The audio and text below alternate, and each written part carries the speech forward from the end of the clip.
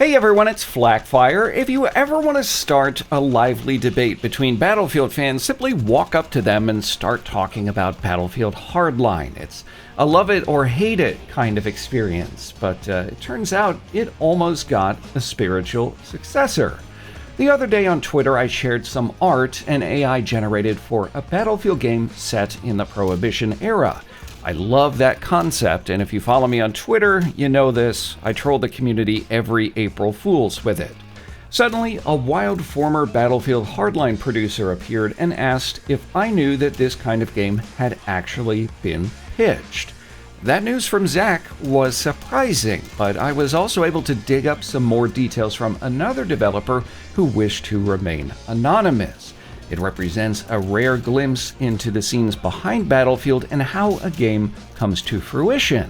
The concept is several years old at this time, and it never made it beyond the initial pitch, so I don't feel like I'm stepping on any toes here, and who knows, maybe this video will kickstart some internal conversations around it. So, this Battlefield Prohibition, what would it have looked like? Well, first of all, it wasn't going to be a Battlefield game.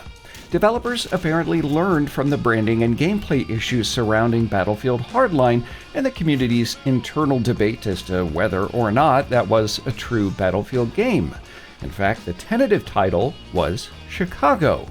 Chicago would have been developed by the now defunct Visceral Studios. This was the same studio behind Hardline, which unfortunately shut down in 2017. Developers reportedly wanted to really embrace the cops and robbers concept, and Battlefield's signature Conquest game mode wasn't really a great fit. A lot of stuff had to be changed to accommodate that creative direction, and sometimes it just didn't really gel. Chicago's primary game modes would have been in the vein of Hardline's Blood Money, which is an awesome game mode, by the way, right? So much so it's been copied by Call of Duty. But there was also reportedly one that revolved around hitting the hideouts of opposing gangs. Gang violence was widespread in Chicago during the Prohibition, so there is absolutely historical precedence for this, right? It even has a name, the Beer Wars.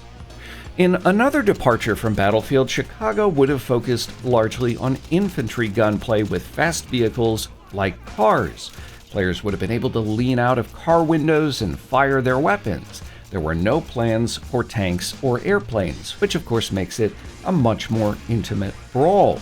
The game would have featured significant weapon customization similar to that afforded by Battlefield Hardline's gun bench.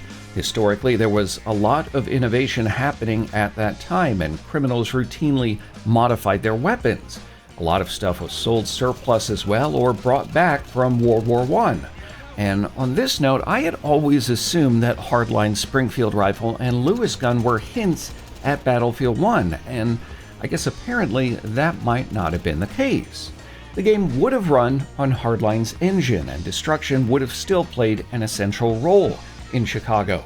One game mode allegedly revolved around the idea of fires spreading over the course of a match, supposedly changing the way that the map played, much in the same way that Levolution had in previous Battlefield games.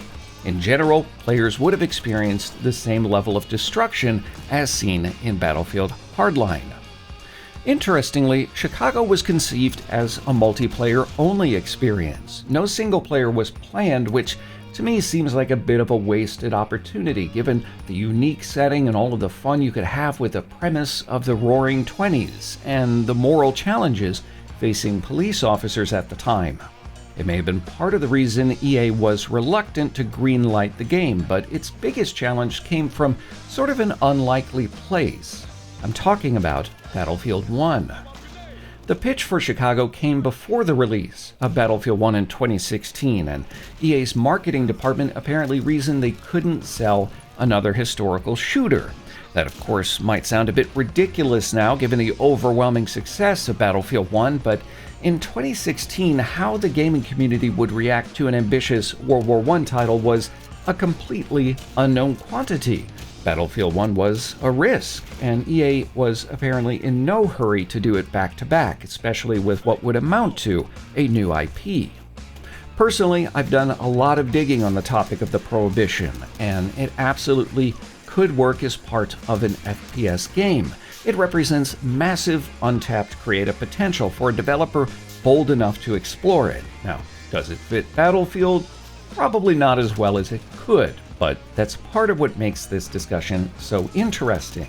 If EA had backed a Prohibition-era game outside of the Battlefield franchise and given developers free rein to explore the sweet spot between game mechanics and historical setting, I think we could have wound up with something incredibly unique. And who knows, maybe it'll happen at some point in the future, but if you want that to happen, tell me your thoughts down in the video comments. Is this a good idea? Would you play a squad-based FPS game in the Prohibition era? And should it have been a Battlefield game? Tell me down below. If you enjoyed this video, leave a like. If not, a dislike. Make sure to subscribe and tap the bell to stay up to date on all future Battlefield videos. And if you want to support this channel, keep your money. Share this video. That goes a long way to help, and it's very much appreciated. Alternatively, check out some of our channel sponsors. And as always, thanks for watching.